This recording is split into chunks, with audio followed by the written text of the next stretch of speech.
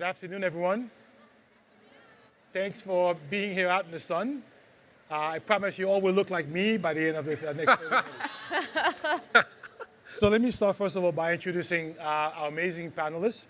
We got Mike Yates from the AI and the Reinvention Lab at Teach for America. Welcome, Mike. Dr. Katie Martin, to my left here, from the Learner-Centered Collaborative, and Carly Daff from Canva. Before we jump into our conversation, let me start perhaps with a few things. One, let's make sure we understand that educators will be the ones who revolutionize education, not AI. But for that to happen, I need, if you're an educator in this room here, or in this place here, I need you to be crew, not passengers in this effort. You got to get involved. You have to lead, you got to push for what you want and need in your classrooms or your schools. We also need to understand that while we can think about productivity and ways of making the job more sustainable, in my opinion, the real magic of Gen AI is going to be in revolutionizing curriculum, instruction, and pedagogy. I have seen amazing things. I'll give you a few examples. The George Lucas Foundation is working on Gen AI in biology. It will change the way in which we teach biology and science in our classrooms.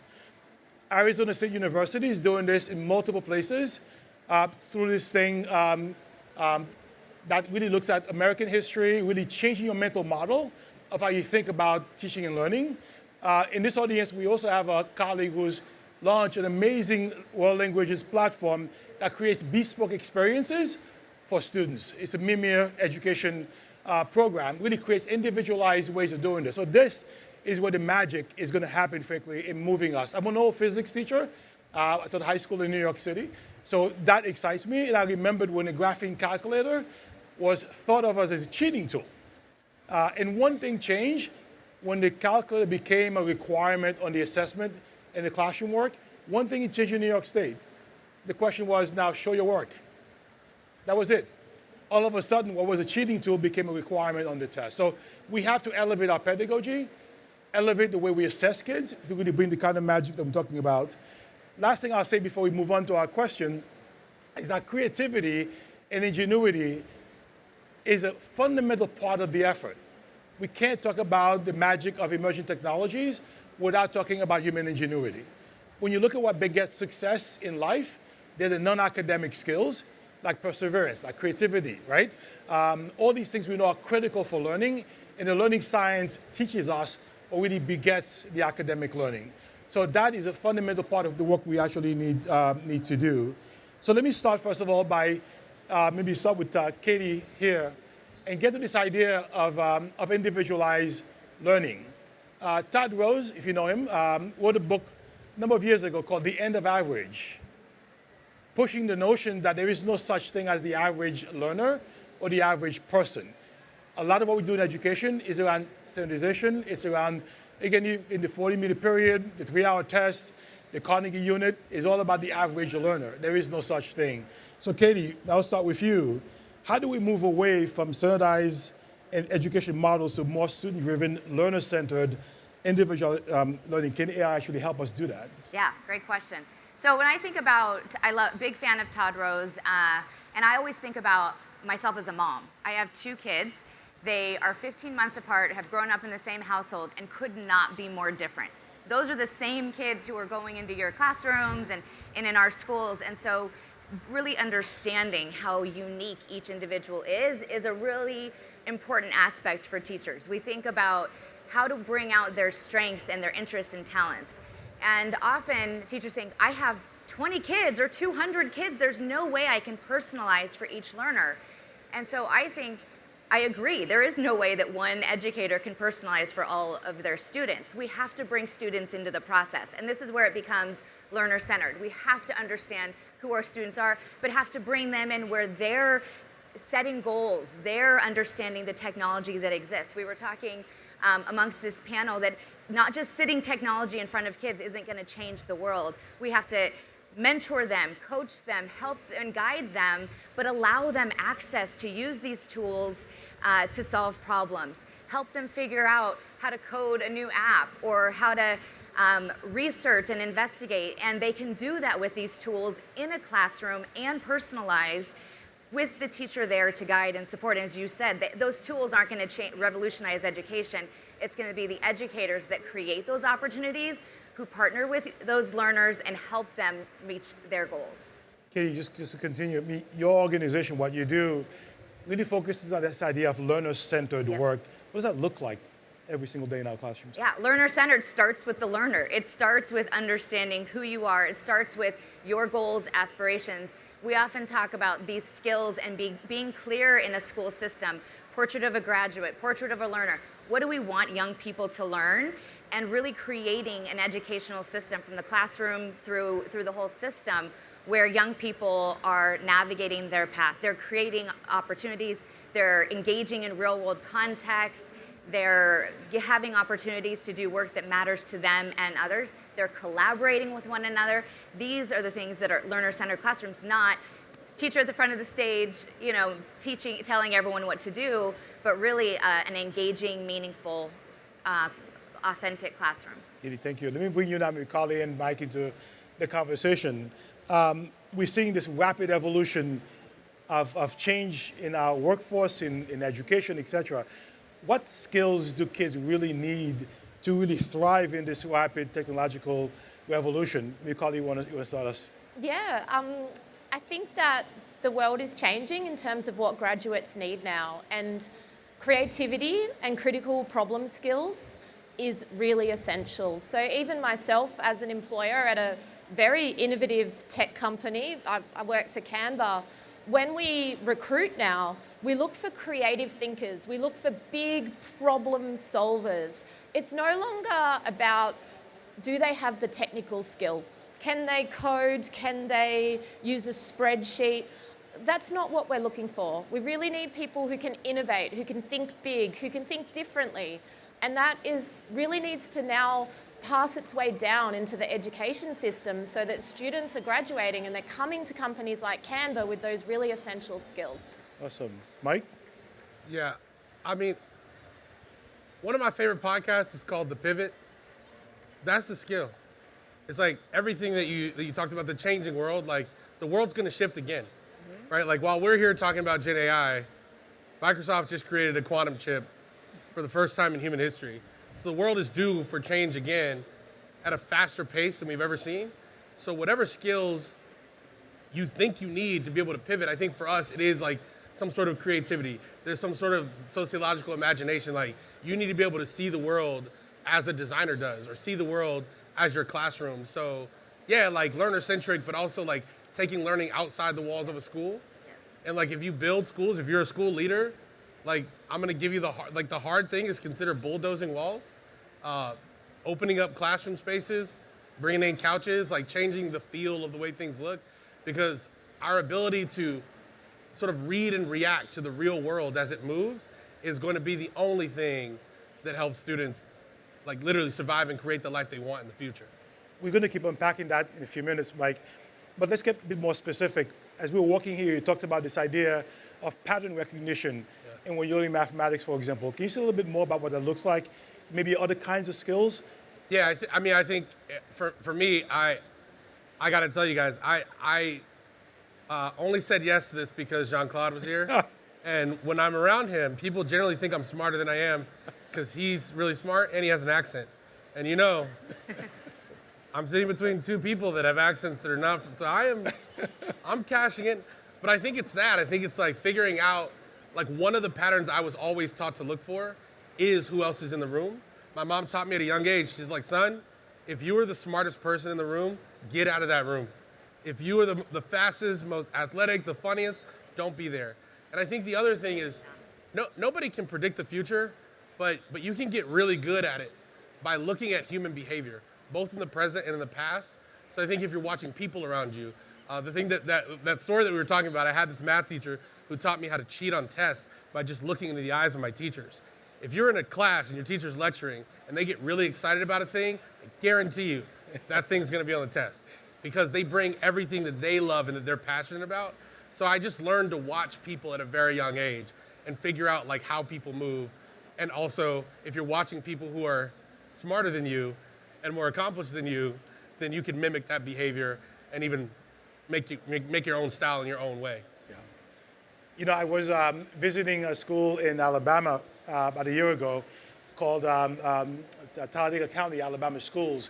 And we saw these kinds of skills showing up in the core, in math, in ELA, in science, and social studies. What the principal said to me was the question of what does that look like Monday morning, 9 a.m. in 8th grade math class? That was the level of granularity we saw in the kind of integration into units of study, into the work. That for me was really amazing. Let's talk a little bit about maybe AI, go back to AI a bit. Some of the biggest misconceptions, any of you guys, biggest misconceptions about AI in education? I Go ahead. think for me, it's that the thought that AI would replace the student's thinking. I don't see it that way. I think that what AI can do is it can really amplify creativity, and it can help the student with their thought process. It can really help them bring a story to life or understand a really complex problem that they can't get in their head in a way that makes sense for them. My little boy is currently learning to read. He's just started school. And just trying to explain to him how a word is deconstructed, the ability to quickly generate a little game for him with his favourite Hot Wheels car, to even break down the word car, to understand the right? With the Canva code that we just launched today, I was able to actually generate a little game with a Hot Wheel car to explain that very simple concept to him. And the world is just these students' oysters now. Like they can visualize and create anything, and they can really bring their thought process to life. And I think that's the other thing that I love seeing teachers embrace, is that it's not just about the final product, it's about how the student arrived at the final product. And I think AI helps them get there. I want to build on that because I was in a classroom in Kentucky with some middle school students, and she got up and she was able to talk to a room of adults and tell them how she was using AI, even though AI was blocked in their district. And she said, I had to go home and I uploaded this prompt into ChatGPT, and I was asking it to help me with research, to do some climate action research. And these high-level research articles came out. She asked him to put it in language that a 7th grader could understand so she could make sense of it, and then she could then do a better job and reach and be able to communicate her ideas, understand and contribute to the classroom conversation because she used AI. And the reason it was blocked is because everyone thought she was going to cheat, right? Everyone thought that kids aren't going to be able to write the 5-paragraph essay anymore if we give them AI. And as a result of this conversation, they unblocked it and started having conversations about how they could help young people use AI to level up their thinking and to contribute in more ways. And I just think about the difference for kids who are going to learn in classrooms to use these tools versus ones who are going to have it be banned is going to be such a huge difference in their learning and also their output. Awesome. Yeah. Yeah, I mean, I'll just keep it a buck with you. I think one of the biggest misconceptions is that AI can survive what I call the school cliff. There's a cliff that exists. Like, anytime something hot in the market gets introduced to a school, to a student, it instantly becomes whack. Like, as soon as Mr. Johnson rolled that TV into the classroom and showed you that movie, all of a sudden you were like, yep, that movie sucks. And AI is the same thing is gonna happen to AI. This is why like platforms like Canva matter, right? It's why like people who do things like figure out how to help you build sneakers in AI. It's why your students' interest matter so much, because as soon as AI just becomes the calculator again, every kid's gonna complain.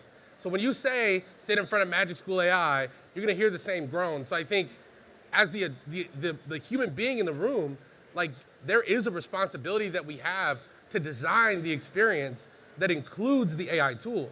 The AI tool is not gonna do it all for you, because another piece of game I'll give you, most of these tools are just not that good. like we were just at a conference and like none of us were like, oh my God, you have to see this tool we just saw. We were like, so happy to be here. Look at the sun, we are so fine. So there will be some tools that emerge as like great tools that we all love, but it's still like going back to what you said earlier, it's you in the room. It's like us, the humans, that will design the experience that makes it worth it, that lights the heart on fire. Like that's what's important. Mike, thank you. One thing I think about very often is how we leapfrog the kinds of maybe technological pieces that we see every single year. We think about the skills we have to teach, they have to transcend technology, right? Like creativity is so critical, right? Study of human ingenuity to really leapfrog or transcend the kinds of technologies. So I think we've set the stage that this kind of work is important for the work we need to do moving forward. But we do know, for example, technology can be a great equalizer. It can also create gaps, huge gaps, frankly, when it comes to kids. So how do we make sure that the young people, or even the adults who have been historically excluded from full participation, get access to the kinds of tools that we need to be creative, for example? Maybe we'll do Mike, Colleen, maybe if you want to jump in, Katie. Yeah, I think really quickly, I think there's a couple things you can do. One of them is a platform that is, I think, very controversial, but it shouldn't be, is TikTok. Like, figure out what influencers can feed students messages and give demos and tools to get people excited about the use of the tool. I think another thing to do is, like, app developers they need to start creating things mobile first. Like, what we found at the Reinvention Lab is that, like, we have school communities all over the country, and then through the Teach for All network, we have connections to school communities all over the world. And you'd be surprised at, like, how many cell phones exist in Title I schools. Like, there's this assumption that, like, poor people don't have phones. But, like, the way the world has shifted is, like, everybody has a phone. This is gonna sound like a joke, but it's not. In the city of Austin, I Cash Apped a homeless dude $5. I was like, man, I don't have any cash. And he pulled out a phone and was like, you got Cash App? I was like, actually, bro, that's very convenient, I do. And, like, so I'm not saying that everybody has a phone and it's easy, but I'm saying that there are more students with cell phones than not. So, like if we would start building mobile applications that work on mobile, I can't tell you how many times I come across an AI platform and I'm like, this is really cool, and you try to pull it up on your phone and it just doesn't work, right? So those two things. So Katie, Colleen, equity. Yeah, so equitable education is something that's very, very close to my heart. And the way that we've been thinking about it at Canva, to build on the mobile thing, is Canva has to work on every device in more than 100 languages on low-end devices. So we test it on the low-end Android phones that we know are in places like Africa and India. But it goes beyond that as well. It goes as well to providing quality educational resources. So, for example, we've got a partnership with a company called Prevail Education. And we're working with them to provide content in Africa to help improve numeracy and literacy rates. We're also partnering with another company called Tommy Digital, where we're putting devices into environments where there's no internet with the Canva content so that we can bring the creativity and the engaging learning into those environments. And so I'm constantly thinking, how can I ensure that every student globally has access to Canva and has access to the ability to express their creativity and learn in a different way? Something that is really top of mind for us. Yeah, I think when I think about the importance of equity, I think about our kids who are struggling. And traditionally in education, we give kids who are struggling more math, more reading. And we let our gifted kids, and I intentionally say that in quotes, go and do the creative projects and engage in all of these meaningful projects that are connected to the real world and are leveraging their creativity. And we need to flip that. Creativity needs to be something that all kids have the opportunity to develop those skills, showcase them, continue to do projects and do things that matter so that they can develop the literacy and numeracy skills that are critical, but it's not something that we have to wait until they develop those to get to that creative piece. And so when we think about our classrooms and think about kids, we were just looking at the app, the data visualizations that now exist in Canva for kids and adults, being able to use those to show your knowledge, show your thinking, and really leverage creativity are critical for all our kids. You guys have given some examples about this already. We talk about resources available to kids who've been excluded. What about, we have a lot of sort of limited resource or low resource classrooms across the US, across the world. How do we make sure we don't create gaps there as well for the educators who are trying to bring that kind of knowledge base to our young learners? I mean, I'll speak from the Teach for America's perspective.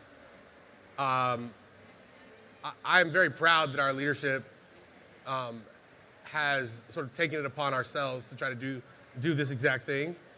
We have an AI strategy that's two-pronged, and I get to lead that strategy.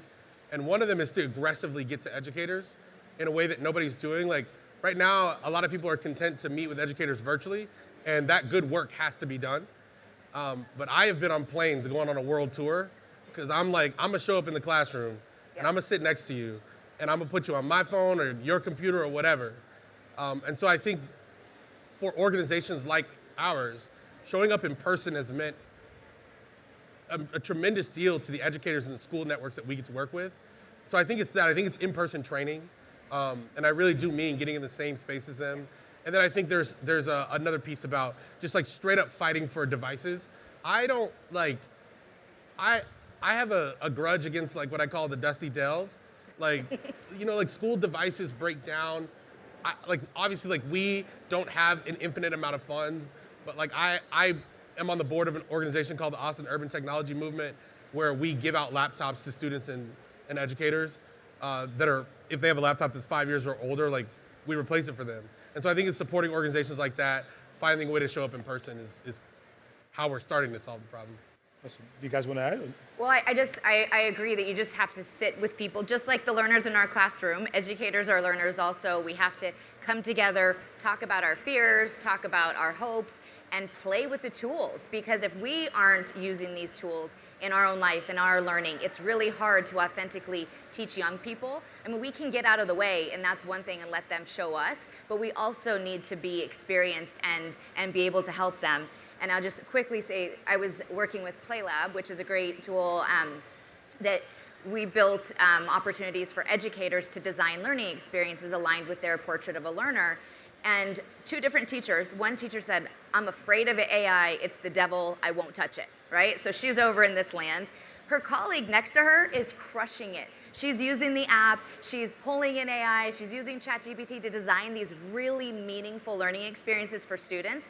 And the design was so different. This design that teacher used AI, totally aligned to the goals, very authentic, personalized to the students in the classroom. The one who didn't use it was just pulling in an old activity that she liked to do, aligning it with the outcome, and it wasn't gonna get to the level that we wanted. And so I'm not saying AI is 100% gonna fix it, but it's going to get you to a better starting point. It's gonna catalyze your thinking and learning much better than just sitting here and doing the way we always done it.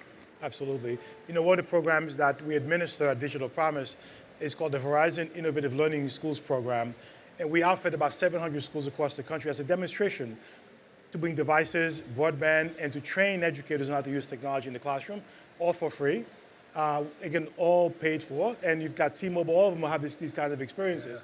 The access to devices is a critical component of getting kids access to technology, but we also understand that creativity does not necessarily require technology to actually do that. Let's get into this idea of the education profession, teachers, principals, et cetera. The job is unsustainable. More and more, and we learned this during the pandemic, more and more are coming to classroom educators. How can we help reduce the workload and promote connection and amplify impact for our educators? Yeah, so we recently did a study and we found that over 30% of teachers were reporting that they were feeling burnt out every day, which is astonishing to me and quite sad because teachers are so important. They're literally educating the next generation. And so I think that AI really brings an opportunity to reduce the admin burden and reduce the admin overload that a teacher faces. So whether that's creating the lesson plan for tomorrow or speeding up the enrollment process, whatever those daily tasks are that take a lot of time that aren't human touch with your student, if you can automate those, then you can really spend your day making that really important connection with your student, personalizing the learning for the students, differentiating it, making it more creative. And so I'm really excited for AI to help teachers. Specifically, I think with Canva, one of the big use cases, you're just talking about using ChatGPT to come up with learning activities, is creating lesson plans in Canva. So we have a feature called Magic Write. You can say to it, I need a third grade activity for maths to teach fractions, and it can generate some copy for you in your lesson plan. You can even take that further. You can go and create a presentation about fractions, and then you can ask it for a quiz. So with Magic Quizzes, you can quickly generate a quiz for your students to take. Literally 2 minutes, you've got a quiz, it's ready to go. And just using those tools to really speed up those workflows so you can spend more time with the students is really game changing. Absolutely. I think it's also like there's like little things. Even I use Canva so much, and one of the features that exists in the presenting tool that almost no one seems to know about is, if you make slides in Canva, you can control the slides with your phone. Did you know this?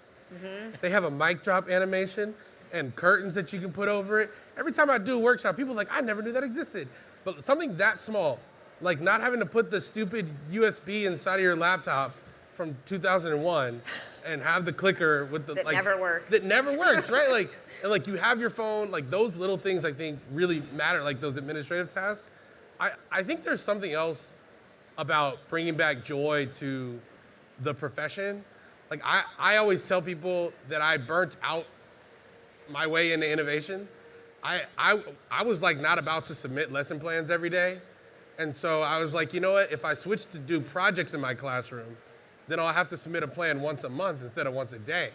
So I was just hustling the system around and sort of fell into these interesting ways. So I think like if we can sort of like find the creativity and joy for educators and use those systems, like take those back office tasks off of your plate so you can find that, then you'll give it to your students as well. Yeah. So go ahead, quickly. Well, I was just going to say, if you're still collecting lesson plans from your teachers, please stop. Just stop. Facts. It's 2025. We're done. So we're running out of time. So one perhaps final actionable step. What could teachers do today or tomorrow to really bring our learners, to prepare them for a creative economy? Maybe start with you, Carly. Yeah, my advice would be start small. Maybe look at your day, find the most difficult, time-consuming problem that you have, and have a crack at using AI to solve that problem. Just start small. From there, it will come naturally. Mike? I mean, I don't have an AI answer for this. I think the thing that is like part of that, like reclaiming joy and respecting the profession, like part of that is inside of us as well. And so like just know when you get up to go to work in the morning, like you're doing something that's critically important to the success of our society. And the more you tell yourself that, it doesn't matter what like Sarah from Ohio on the internet who's like talking crap in the comments, like they don't know you. Like you're going to do something that they're too afraid to do and that the world desperately needs. I think it's time for like tell yourself that. So as you experiment with AI tools, like tell yourself you're exploring the new frontier in education and you're leading our field there. Yeah.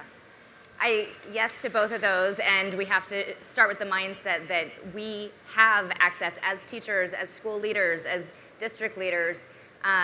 Test things. Don't assume that you can't do it. And I would say the actionable next step, play. Carve out 10 minutes, 20 minutes to just play with your students, with your teachers, test out some ideas, and just see what emerges, and then see where you can go from there. Thank you. So I'll say, as we close, it took 47 years for electricity to infiltrate the American household. It took 60 days to get 100 million users on ChatGPT. So the exponential rise of technology is here. Quantum computing is coming very, very quickly. But one thing we have to remember is that education is human development. Human in the center is critical. You may remember the Max 8, when we took the human pilots out of the loop, and you see the tragedy that happened. We have to make sure we keep the human in the center. Equity of access is also critical. Without that, frankly, we're going to leave a population of people behind. But to the points you made here, play. Play with AI. I do it every single day, and I'm having a lot of fun. And you'll learn what really works in your classroom. Thank you for putting up with the sun. Thank you for being here. Thank you. Thank you.